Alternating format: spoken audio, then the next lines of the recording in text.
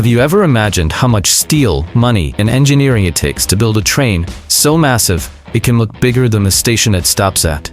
Some trains were built simply to move passengers or freight, but others went far beyond that. They became monuments on rails, built to conquer mountains, cross entire regions, pull absurdly heavy consists, and show just how far railroad engineering could go. The journey starts with locomotives that were already huge and expensive for their time, but it keeps climbing until we reach true giants that left their mark on railroad history.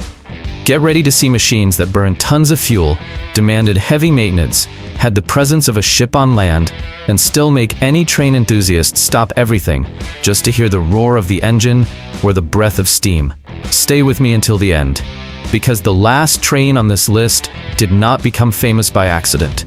It is so big, so heavy, and so legendary that even today it feels almost impossible that it was built to run on rails. Pennsylvania Railroad T1. Long before locomotives like the Big Boy captured the imagination of railroad enthusiasts, the Pennsylvania Railroad was already turning heads with a machine that looked like it came from the future. Introduced in 1942 in the United States, the T1 was designed to prove that steam still had plenty to offer in the battle against the emerging diesel locomotives, especially on fast passenger services. Behind that elegant design was a steam machine with a 4-cylinder engine and a 4-4-4-4 wheel arrangement. It did not have a transmission like a regular vehicle. Power was controlled through steam, the reverser, and the skill of the engineer, who needed a gentle hand to keep the wheels from slipping at launch.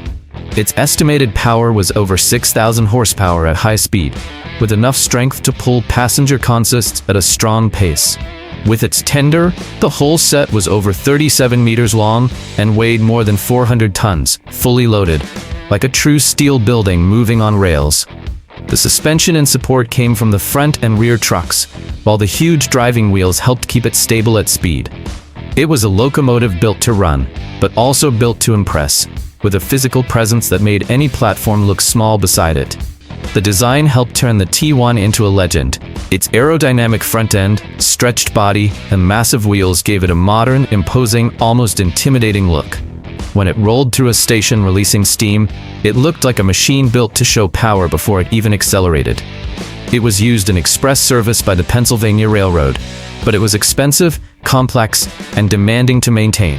No original T1 survived, but its legacy became so strong that there is even a modern project trying to recreate a brand new unit. And if an extinct locomotive can still inspire that level of fascination, just imagine what is coming next. C&O 1309. At a time when most American railroads were already turning toward diesel power, one of the last great steam giants was just arriving on the rails. Built in 1949 by Baldwin Locomotive Works for the Chesapeake and Ohio Railway, the C&O 1309 became one of the most impressive representatives of the final years of the steam era in the United States. This was an articulated steam locomotive with a 4-cylinder engine and a 2662 wheel arrangement. In practice, it had 2 sets of driving wheels working under the same boiler, a solution made to pull heavy freight through curves, grades, and difficult stretches without losing adhesion. Its tractive effort reached about 77,900 pounds force in compound mode, rising past 98,000 pounds force in simple mode. It did not have a transmission like a regular vehicle. Control came from steam, valves, and the engineer's hand who had to feel the locomotive before asking everything from it. At nearly 30.4 meters long with the tender and more than 291 tons fully loaded, the 1309 had authority even when standing still. Its suspension and support came from the trucks and articulated running gear, helping this giant move through coal lines where a rigid locomotive would have struggled much more.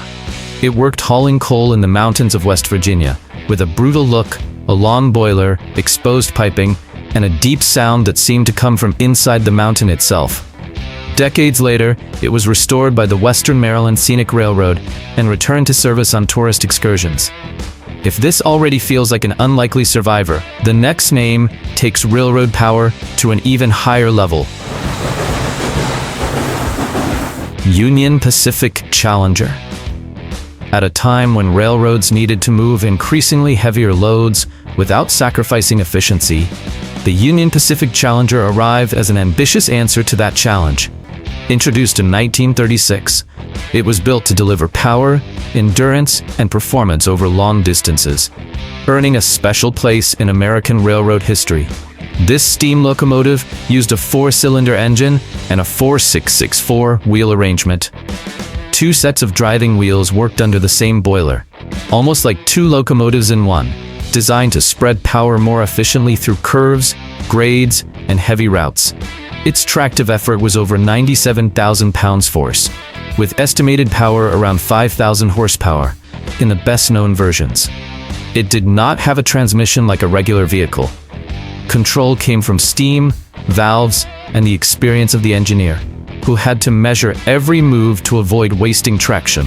At around 37 meters long with the tender and weighing more than 480 tons in operating condition, the Challenger was enormous, even by railroad standards. Its suspension and support came from the front and rear trucks, while the central articulation helped this monster take curves without losing stability. It was used mainly on fast freight trains, crossing difficult parts of the American West with coal, merchandise, and long consists.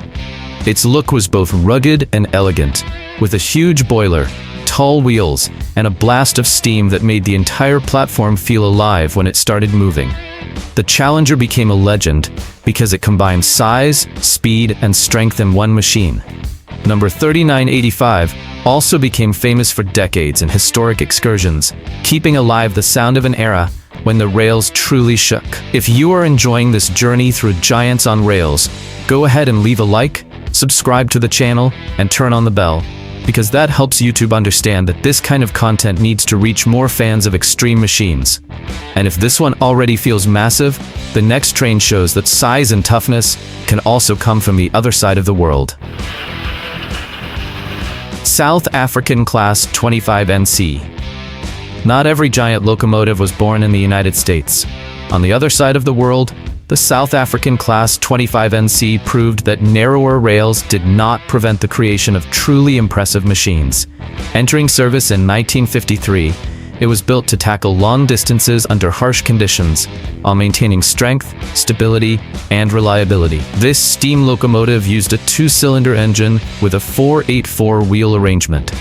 Even though it ran on narrower rails than American standards, it was huge for its category, created to pull heavy passenger and freight trains across harsh, hot, and remote regions.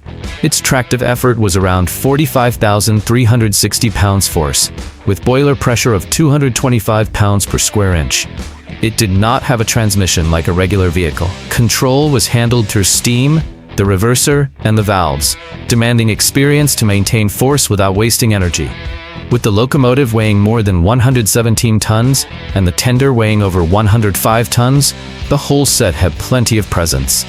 Its suspension and support came from the front and rear trucks, while the 60-inch driving wheels helped balance speed, traction, and stability on South African rails. It made history in important services, including prestige passenger trains, with a clean appearance, imposing boiler, and that firm sound of steam working under heavy rhythm. Some units also became famous in preservation, keeping alive the memory of one of the largest narrow-gauge steam locomotives ever used in the world. The Class 25NC proved that size is not only about track width, but about the ambition behind the project. And, after a giant build to conquer African distances, the next train comes in with a very different story, born in mass production in wartime, with a presence that marked all of Europe. Deutsche Reichsbahn BR52. While some locomotives were designed to impress with speed or luxury, the BR52 was built for a very different purpose. Developed in Germany in 1942, it was created to be simple, durable, and quick to produce, becoming one of the most important locomotives of one of the most challenging periods in European railroad history. This steam locomotive used a 2-cylinder engine with a 2-10-0 wheel arrangement. The design put 5 driving axles on the rails, giving it strong adhesion to pull heavy freight over poor track, severe weather, and long operations where a delicate machine simply would not last long. Its power was around 1,600 horsepower, with a top speed of about 80 kilometers per hour. It did not have a transmission like a regular vehicle. control was handled through steam, valves, and the reverser, with direct, heavy operation focused entirely on work. At nearly 23 meters long with the tender, and weighing more than 140 tons in service as a complete set, the BR-52 had a serious presence, but without any luxury. Its suspension and support were simple and tough, made to survive intense use, difficult maintenance, and punished rails. It was used to move freight, supplies, and railroad operations across several European countries. Its look was dry, functional, and almost cold, with a long boiler, a simple cab, and the appearance of an industrial tool. Thousands were produced, and many continued working for decades after the war. And if the BR-52 impresses through quantity and endurance, the next train takes the Soviet School of Steam into an even more imposing scale. Soviet LV P36. In a country where distances seemed endless, railroads needed locomotives capable of handling almost any challenge. It was in this environment that the LV and P36 classes emerged, representing important chapters of Soviet engineering and helping move passengers and freight across thousands of kilometers. The LV used a two-cylinder engine and a 210-2 wheel arrangement designed for strength and adhesion in heavy freight service. The P36 used a two-cylinder engine with a 484 wheel arrangement aimed more at speed on long-distance passenger trains, while still keeping enough strength for large consists on extended routes. On the P36, top speed reached around 125 kilometers per hour, with tractive effort of about 40,000 pounds force. The LV was more rugged in its purpose, focused on dragging freight, not running fast. Neither had a transmission like a regular vehicle, because control came from steam, the reverser, and the valves.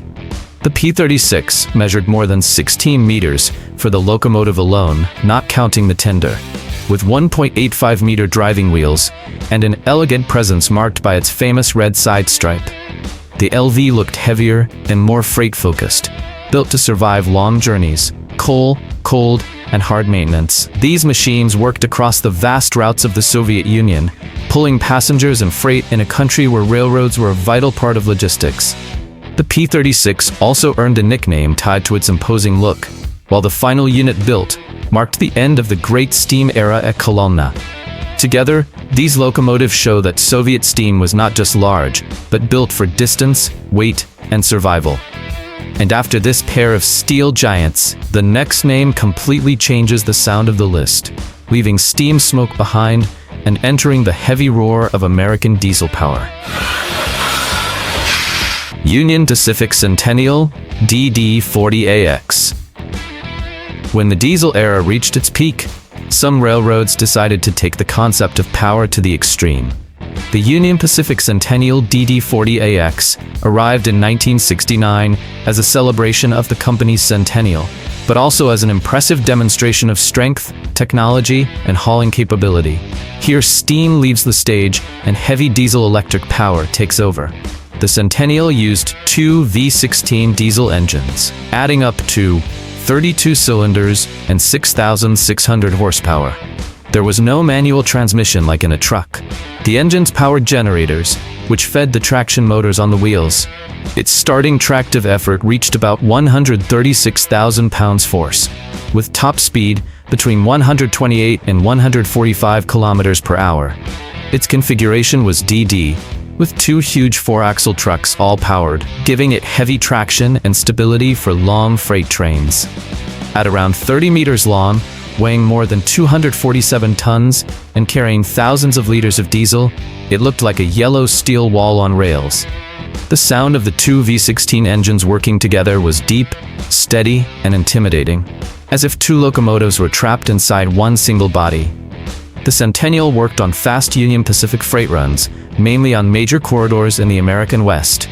Only 47 units were built, and that helped turn the model into a museum and collector's piece. If the T1 was steam elegance, the DD40AX was diesel brutality on an industrial scale. It became known as the largest diesel-electric locomotive ever built in a single frame. Union Pacific even preserved number 6936 in its historic fleet, keeping alive an era when power was also a spectacle. And after this diesel monster, the next giant returns to steam with a presence that feels made to set the rails on fire. Northern 2102. Few locomotives manage to pass through the decades without losing their appeal. Northern 2102 is one of those rare cases. Its story began in the 1920s, but a major rebuild completely transformed its identity and helped create one of the most admired locomotives in American railroad history. It uses a two-cylinder steam engine with a 4/8-4 wheel arrangement. In practice, that means 4 leading wheels to guide it, 8 driving wheels to put power on the rails, and 4 trailing wheels to support a larger firebox.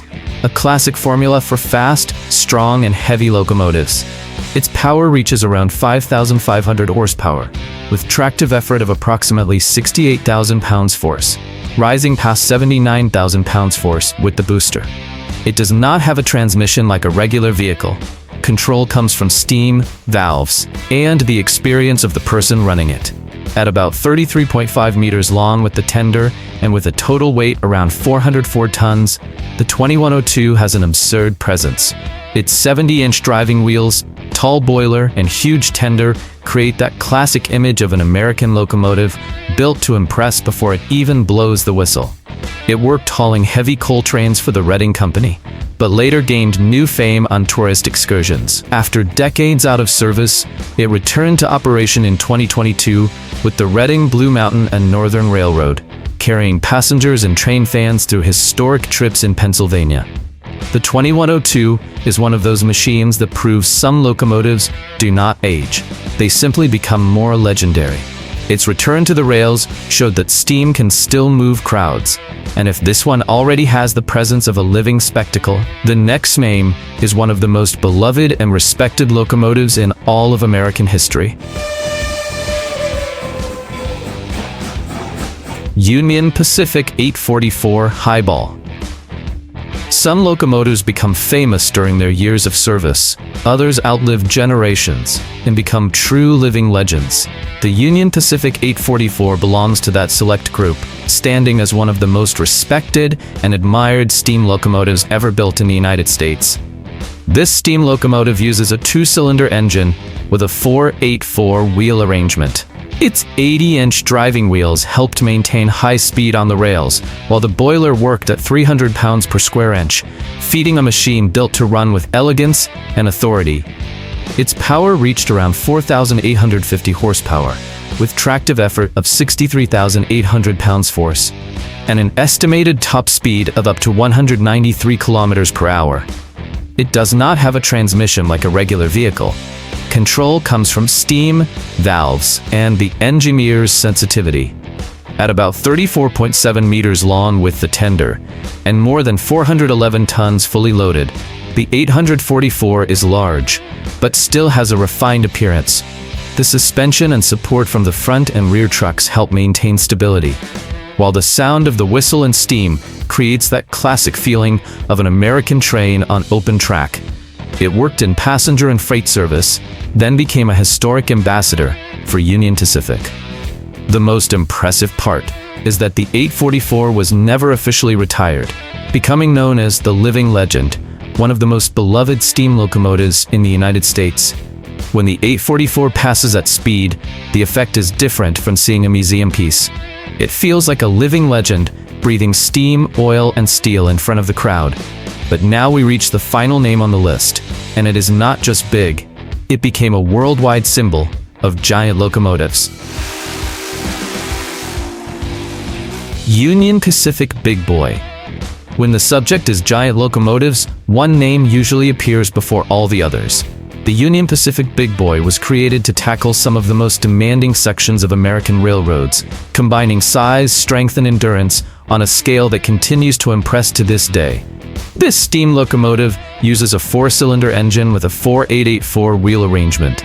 In practice, it has 2 sets of 8 driving wheels under a gigantic boiler, with articulation allowing a machine of this absurd size to take curves without tearing up the rails. Its tractive effort reached 135,375 pounds-force, with power that could exceed 6,000 horsepower in heavy service. It did not have a transmission like a regular vehicle. Everything depended on steam control, valves, and the engineer's experience to get all that weight moving. Around 40.5 meters long with the tender, approximately 1.2 million pounds fully loaded, or more than 540 tons, plus nearly 5 meters in height. The suspension, trucks, and articulated structure allowed this monster to spread its weight and turn raw power into real traction. The big boy was used on Union Pacific freight trains, pulling enormous consists through sections where smaller locomotives had to work together. Seeing one pass meant feeling the ground shake, hearing the steam tear through the air, and watching a black wall of steel move forward as if nothing could stop it. Only 25 units were built, and number 4014 returned to operation after restoration, reigniting worldwide passion for these machines. The big boy is not remembered only for its size or cost. It became the ultimate symbol of an era when railroads built giants to conquer distances that seemed impossible. After this journey, one thing is clear: these trains were not just machines on rails. They were steel giants created to pull absurd loads, cross mountains, conquer long distances, and mark the history of railroad engineering. Each one showed a different kind of greatness, some through speed, others through strength, size, cost, or rarity. And even decades later, they still command respect through their sound, their presence, and the history they carry. Now tell me in the comments, which one of these trains impressed you the most? Which one would you like to see running in person? And which one would you place at the top of this list? If you enjoyed the video, leave a like, subscribe to the channel, and turn on the bell.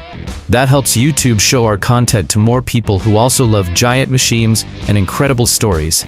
I'll see you in the next video.